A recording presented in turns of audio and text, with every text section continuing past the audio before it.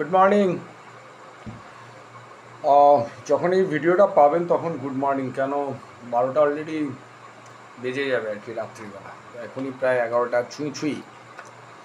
Just এই কাজ করে উঠলাম। তো কালকের যে ভিডিওটা ছিল আর কি, যে মাসের শেষে কত ক্যাপিটালস বা সেভিংস কত করতে পারবে।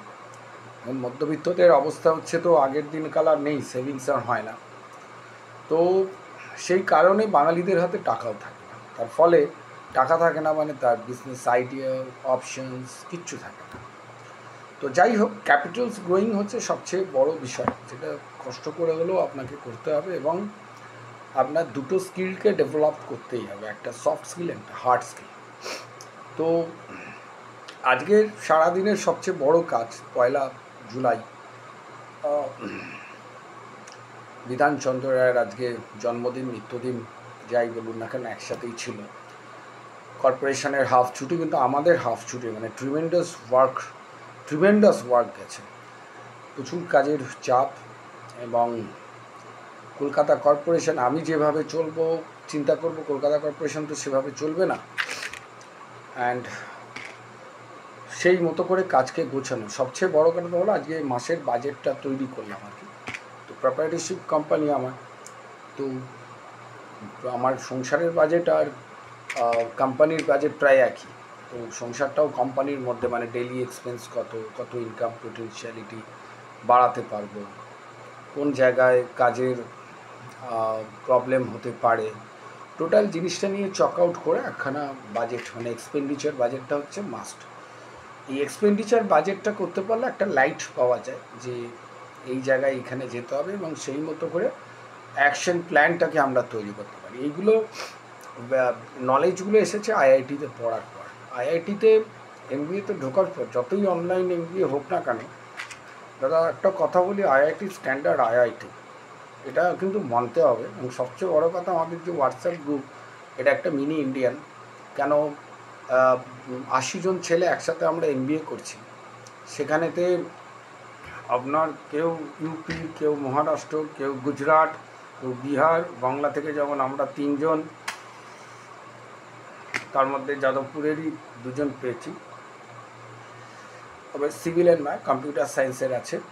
তো এতে সুবিধাটা হচ্ছে কি, একটা মিনি ভারত, একটা ওয়ার্ক কালচার পাচ্ছে। মানে ওরা প্রত্যেকেই মাল্টি ন্যাশনাল কোম্পানিতে কাজ করে। মানে এই প্রোগ্রামটা, এমবিএটা এক্সিকিউটিভ এমবিএ প্রোগ্রাম হচ্ছে, আপনাকে মাল্টি ন্যাশনাল কোম্পানিতে আপনাকে ওয়ার্ক এক্সপিরিয়েন্সটা রাখতে হবে। তো একমাত্র মানে আমার প্রায় এই আইআইটির মধ্যে ঢোকা আর কি। কারণ আমি তো মাল্টি ন্যাশনাল নয়, আমি নিজেই একটা কোম্পানি খুলে করছি। তো সেটা তো আর এতটা গ্লোবাল কেন, ওয়েস্ট বেঙ্গলেও তো বিশাল 10 জন লোকে চেনে না, সেই ব্র্যান্ড তো নেই। তার সাথেও তো শেষমেশ আমার যে গভর্নমেন্ট সার্ভিস করেছিলাম 7 বছর, তার এক্সপিরিয়েন্স দেওয়ার পর তারপর কিন্তু আমার অ্যাডমিশনটা হয় আর কি। তো এদের কোশ্চেন এমসিকিউ হলো, ব্রড কোশ্চেনও আমাদের উত্তর দিতে হচ্ছে প্রায় 40 নম্বর, প্রায় কেঁদে ফেলার মতো অবস্থা। তো আমার তো 6টা পেপারের মধ্যে 2-3টে সাপ্লি যাবেই, মানে একটু মাথা তুলতে ঘুরতে দিচ্ছে না। প্রক্টর টেস্টিং তো মাথা তুললেই কোশ্চেন চলে যাচ্ছে, মানে এরমই কড়া ব্যবস্থা আর কি। তো যাই হোক, সেটা তো লড়ে করতেই হবে আর কি। তো এবং সেটা কমপ্লিটও করব। তো এই যে আজকের যে ঘটনাটা, যেটা বললাম সকাল থেকে, যে অ্যাকশন প্ল্যানটা তৈরি করা, এবং অ্যাকশন প্ল্যানটার মধ্যেই কিন্তু কাজের একটা ফ্লো, যে ক্যাপিটালস মার্কেটকে ধরা, যেটা অনেকেই আমরা করি না, ঠিক আছে। এবং তার ফলেই যে মেন জিনিস হচ্ছে ম্যানেজমেন্টের যে ঝড় কি আসতে পারে সেটাকে আন্দাজ করা। এই ঝড়টাকে যদি আপনি আন্দাজ করতে পারেন, পারসেপশন যদি একটা মানুষের ক্লিয়ার হতে পারে, তো সে যে কোনো বাধাই হোক না কেন, অপশান বিটা সবসময় রেডি রাখা। এটা আইআইটির কাছ থেকে মানে এমন শিখেছি যে যে কোনো বিপদই আসুক না কেন, এখন আর ওই বুকের পাশে চিনচিনটা করে না। তার কারণ আমি জেনে যাই যে হ্যাঁ, এটা হতে পারে, এটা হতে গেলে এটা করতে হবে। So that's the reason behind that. তো যাই হোক, মেন আমাদের উদ্দেশ্য হচ্ছে যে ব্যবসাটাকে, বিজনেসটাকে আরও বেশি করা, এবং 2025-এতে, যেটা আমার ইচ্ছে আছে, যে ইচ্ছে মানে এটা করবোই, যে 25-এতে MBA কমপ্লিট হয়ে যাওয়ার পর যে ক্যাপিটালস হয়তো তখনও অতটা তৈরি হবে না, চেষ্টা করব যে রিয়েল এস্টেটে LIG গ্রুপ এবং নিউ কনসেপ্ট কিছু, যে কনসেপ্টগুলো হয়তো আমরা রাত দিন ডিজাইন করছি কিন্তু ফাইন্যান্স আমার নয়, সেই ডেভেলপার হয়তো অ্যাকসেপ্ট করলো না, তার এরা দেখে যে কতটা আমি প্রফিট করব, তার ফলে অনেক কিছু কস্টিং যেগুলো আছে সেগুলোকে কমিয়ে দেয়, তার ফলে কোয়ালিটির সাথে কম্প্রোমাইজ হয়। আমি 7খানা গার্ডেন রিচ প্রজেক্ট থেকে নাম তুলে নিচ্ছি, বিরক্তে তুললাম আগের সপ্তাহে একটা প্রজেক্ট, সেটাও যাবে, আর আজকে আবার একটা প্রজেক্ট থেকে, মানে বিরক্তিকর আর কি, মানে স্যাংশন হয়ে যাওয়ার পর সুপারভিশন তারা করাবে না, ওই মিস্ত্রি দিয়ে কাজ করবে আর আমার লাইসেন্স থাকবে, মানে এগুলো আগে তবু দেখতাম না, ঠিক আছে যা পারিস কর, কিন্তু সত্যিকারে বলতে কি গার্ডেন রিচ কাণ্ডে যেটা হওয়ার পর না, আমার এই মানুষের যে মৃত্যু, এইটা খুব নাড়া দিয়েছে। এটা একটা ঘটনা যে কাজ করলে ওই স্যাংশন করে চলো, ঠিক আছে যা পাচ্ছে কর, ঠিক আছে, যেমন আমিও টাকা যখন আমি নেব না, সুপারভাইজ যখন করবো না, আমিও আমার নাম রাখবো না, দ্যাটস দ্য প্রিন্সিপাল, এবং এই প্রিন্সিপালেতেই চলছি আর এটাতেই চলবো। প্রত্যেকটা বিল্ডিং সুপারভিশন যদি আমার না থাকে তো আমি নাম উইথড্র করে নেবো। অত প্রেম ভালোবাসা, নো ফ্রি লাঞ্চ, তুমি এই পয়সা দেবে, এই সার্ভিস নেবে, পয়সা দেবে না, নাম উইথড্র করবে, একদম হচ্ছে এইটা বড় বিষয়। এবং তার ফলে কালকেও একটা নাম উইথড্র করে নিচ্ছি, কেন উইথড্র না করলে এদের হবে। তো কেন এই ক্যাপিটালস মার্কেটে আপনার ফ্রি লাঞ্চের কোনো ব্যাপার নেই, নয় ফ্রি লাঞ্চ যদি আপনি দাও তো তুমি ডুববে, ওই টেনশন নিয়ে কখনো বিজনেস হয় না।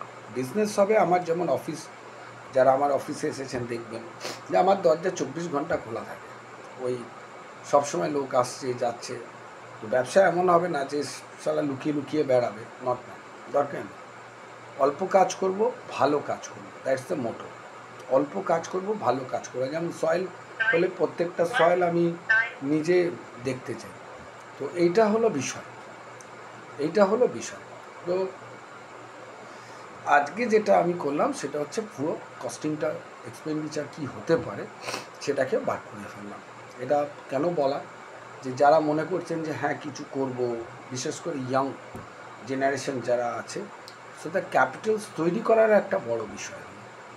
যদি গুড বিজনেস করতে চাও, ক্যাপিটালস নিজের হাতে থাকলে অনেকগুলো অপশন খোলা থাকে। এবং প্রথমেই মানুষের যেটা করে যে আমি যেমন চিন্তা করছি 25-এতে রিয়েল এস্টেট করবো, এবং 25-এতে রিয়েল এস্টেট, সেই ক্যাপিটাল আমাকে নিয়ে যেতে হবে। নিয়ে যেতে গেলে রিয়েল এস্টেটের অনেকগুলো পার্ট আছে।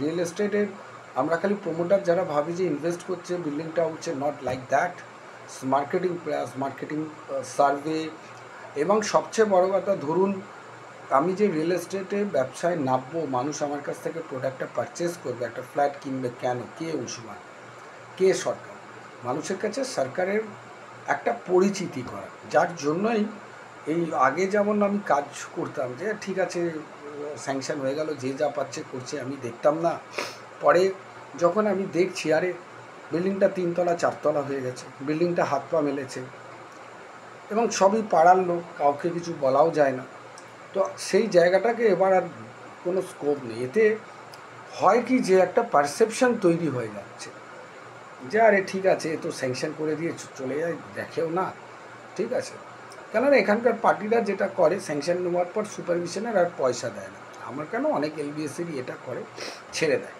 আমার বক্তব্য খুব ক্লিয়ার, এবার থেকে নাও, দাও, না দিলে কেটে পড়ো। পারসেপশন নিজের ব্র্যান্ডকে নষ্ট করতে পারে, এবং সেই ব্র্যান্ডটাকে যদি তৈরি করাটা 2-3 বছর লাগে, একটা বড় কোম্পানি ব্র্যান্ডিং করা। এবং আমরা ঠিক করেছি যে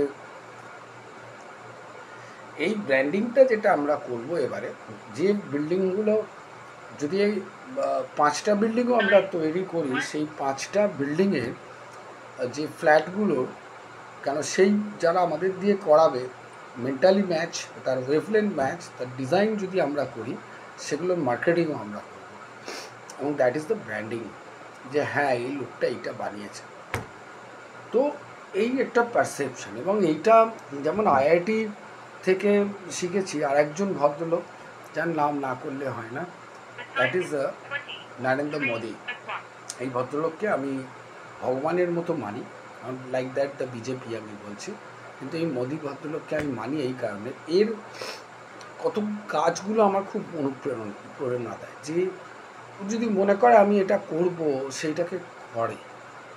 এই ক্র্যাক করার একটা বিশাল বড় বিষয়। আমি এক্সিকিউট করলাম প্ল্যানিংটা, এই কাজ করব, সকালবেলা ঠিক করি যে এই কাজগুলো আজকে করব। অনেক কাজ আমি করলে হয়ে যায়, অনেক কাজ ইন্ডিপেন্ডেন্ট। তো কাজ করতে গিয়ে দেখালাম হাজার একটা প্রবলেম, অনেকগুলো টাইম চলে যায়, যে কাজগুলো হয়তো আনএক্সপেক্টেড চলে আসে। তো দ্যাট ইজ দ্য ম্যানেজমেন্ট। এইটাই হচ্ছে বোঝার জিনিসটা হচ্ছে এইটাই, যে আমি ভাবলাম আজকে এইটা হবে, দেখা গেল সেটা টুইস্টিং হয়ে গেল। এই টুইস্টটাকে বোঝাটাই হচ্ছে এক্সপিরিয়েন্স। সো দ্যাট, তো এটাই বলার, রাত্রিবেলা ভিডিও করার এটাই হচ্ছে যে সারা দিনের কাজটাকে রিক্যাপ করা আর কি, যে সকালবেলা এটা চিন্তা করেছিলাম, রাতে সেই জায়গায় দাঁড়ালাম, তার ফলে আমি কোন জায়গায় আছি, কালকে ক্যাপিটাল গ্রোথ হবে কি না, কতদিন বাদে ক্যাপিটাল গ্রোথ করতে পারবো। So that is the planning.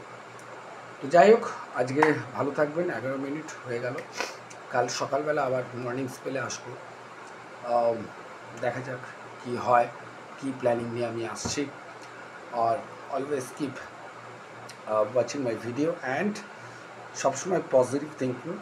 সব কিছুর একটা সলিউশন জানবেন আছে, বাট আপনি যদি চিন্তা মানে বসে থাকেন, তো প্রবলেম তার নিজের সলিউশন নিজে খুঁজে নেবে, সেটা আপনার ফেভারে যেতেও পারে, নাও যেতে পারে, বাট মাস্ট ওয়াকিং। চলো, গুড নাইট। ও গুড নাইট না, গুড মর্নিং বলে শুরু করেছিলাম। গুড ডে, ভালো দিন কাটুক।